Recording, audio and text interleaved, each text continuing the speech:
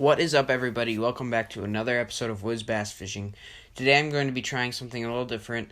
I'm running an audio clip on my iPhone to see if the audio is a little better. If it is, I'll do that from now on, but definitely let me know what you think down below compared to my past videos, which have just been on this camera without a microphone. But today I'm going to be going over a very important video, especially for the upcoming bass season, which is the top 5 lures that are a necessity for bass fishing. Now, this is just in my opinion and off of research that I've done and my experience, but I think I know what I'm doing when it comes to this. So I'm going to start from number 1 and go down to number 5. But obviously, if you guys have been longtime followers, you know I love jigs. So this is obviously going to be my number 1. And, well, you can see that I've loaded up on jigs from Atomic Tackle and Calves Creek. Now, jigs can mean a few different things. It could mean a bladed jig. Most people refer to it as a chatterbait, but it is a type of jig. And there are way more different kinds. A swim jig. This is an archy jig. There are finesse jigs, which are small, like this. And there are jigs like these. You've been asking me where I got that. I'll leave the link in the description below. Chatterbaits, or bladed jigs. And these can be used for all different types of situations. Overall, I think jigs are good for almost any condition, as long as you have the right colors. And bladed jigs and jigs combined are good for almost all conditions, which is why I loaded up on them. Anything like that, these are similar to jigs a little bit. We got underspins and wobble heads. Those are both good too, but I typically just stick to jigs and chatterbaits. So that's my number 1, the jig. If you guys want to know my colors, really you only need 3 or 4 colors. Black and blue for muddy water. Natural colors for clear water. And that's not a good example. This is more of a natural color. This is more of a natural color for clear water. And this is a personal preference, but I like peanut butter jelly. This is Calves Creek Jigs peanut butter and jelly. Definitely a go-to. And natural colors like bass and bluegill work as well. I have a baby bass Calves Creek jig as well. So natural colors like bass colors, crappie, green pumpkin, those are good for clear waters. And muddier waters, you typically stick to darker colors like black and blue, and peanut butter jelly as well. And you can mix it up with white or chartreuse and white. That's always a good color as well. But that's all I have for jigs. Let's move on to the next bait, which is crankbaits. Now, I haven't done a whole lot of research on crankbaits, but I definitely know how to use them. I use them a lot in the summer months of June and July. Sexy shad and chartreuse are the only 2 colors that I typically use. Sometimes I'm going to definitely use more colors. Sexy shad, chartreuse, and bluegill. Sorry guys, meant to say that.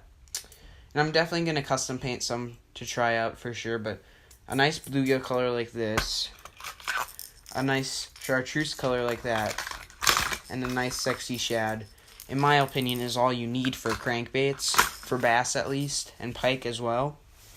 But I haven't gotten into lipless much, so I don't know about that, or jerkbaits a whole ton, but I know crankbaits, those are the 3 solid colors again.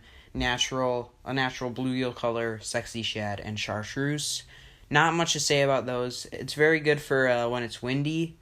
I typically use it when it's windier, on windier days when it's hard to flip docks. And that's about it for crankbaits.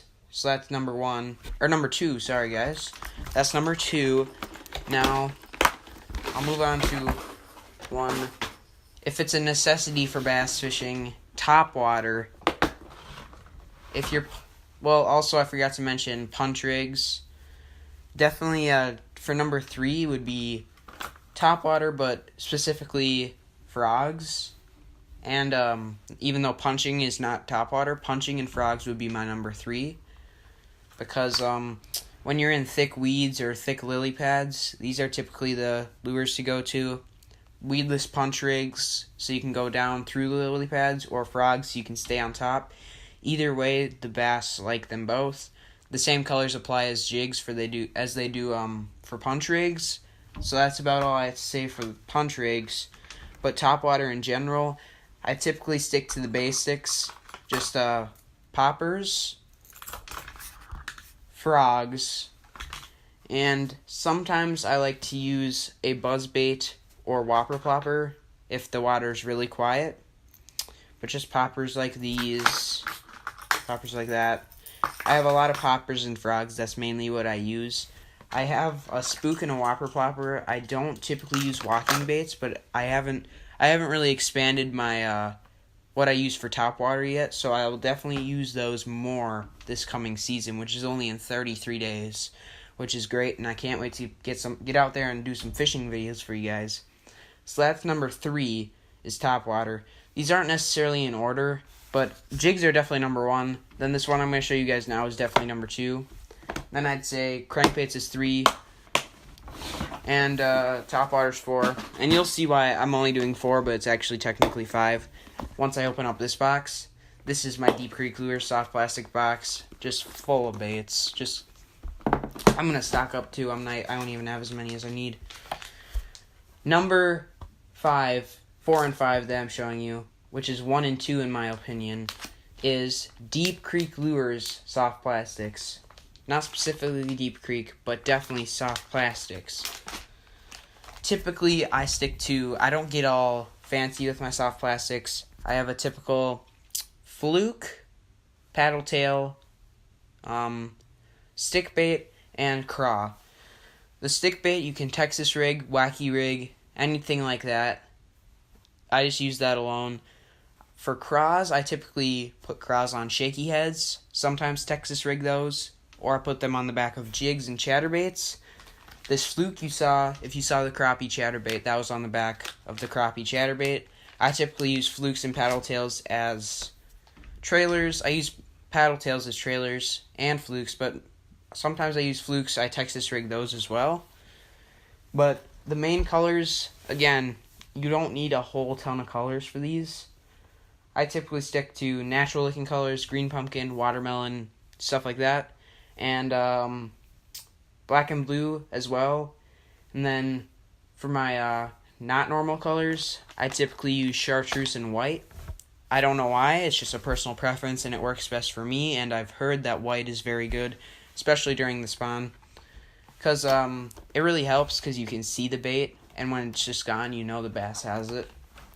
But typically, green pumpkin, black and blue, chartreuse, white. If I could find some peanut butter jelly, though, I'd definitely do that as well. Here's a perfect example, is just a nice watermelon color by Deep Creek Lures. Just a really nice watermelon color. That's one of my natural looking colors that I use. And I definitely have to stock up on green pumpkin and black and blue.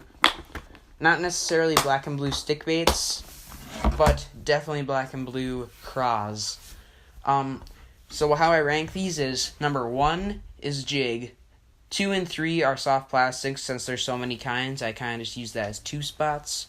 4 is crankbaits, and 5 is topwater. Personally, I prefer frogs, and that's frogs and poppers is what I prefer.